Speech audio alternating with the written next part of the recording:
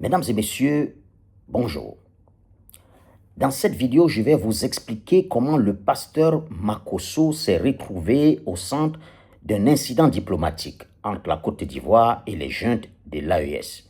En effet, selon nos sources très informées, la semaine dernière, précisément le mardi 27 janvier 2026, l'ambassadrice du Niger en Côte d'Ivoire a été reçue à la demande de la diplomate nigérienne par le ministre ivoirien délégué auprès du ministre des Affaires étrangères, de l'intégration africaine et des Ivoiriens de l'extérieur.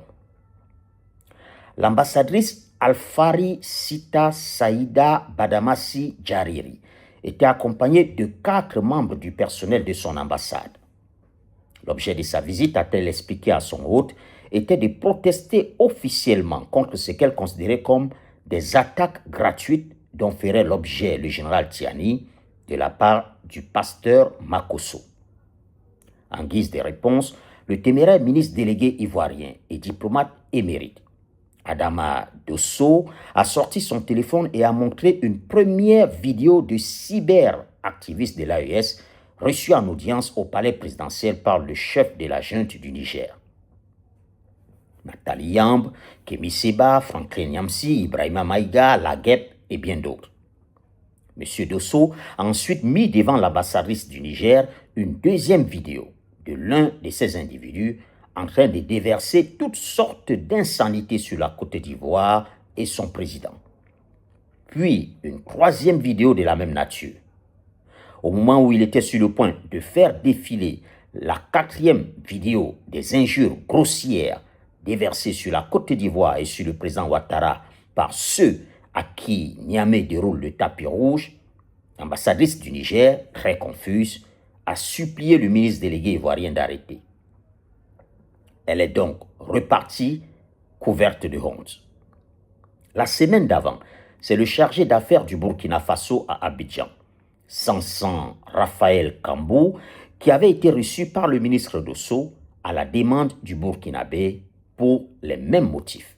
Là encore, Adama Dosso s'était limité à lui présenter des vidéos des Gbagbo Koné et d'autres farfelus cyber-loubards entretenus par le capitaine Traoré pour insulter les autorités ivoiriennes et mener une sorte de guerre informationnelle contre la Côte d'Ivoire dans le but notamment de renverser le régime à Abidjan.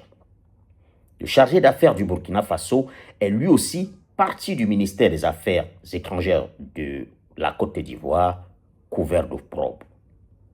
À l'analyse, on note le caractère cocasse, voire rocambolesque de la demande et de la démarche du Burkina Faso et du Niger à propos des publications du pasteur Makosso contre les dirigeants de ces deux États.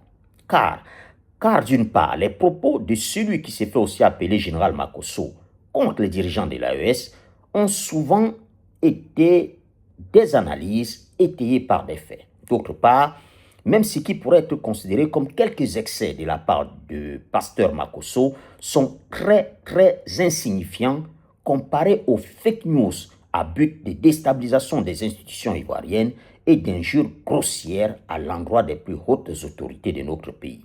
En conclusion, s'il devait y avoir des protestations, c'est la Côte d'Ivoire qui serait en droit d'en introduire, pas les pays de l'AES qui entretiennent une bande de mercenaires des réseaux sociaux très grassement rémunérés et reçus en grande pompe dans les palais des présidents de ces pays par les chefs des juntes. Voilà, mesdames et messieurs, ce que je voulais partager avec vous sur cette affaire qui témoigne du peu de maturité des juntes au pouvoir dans l'AES. Si vous avez aimé, merci de liker et de partager.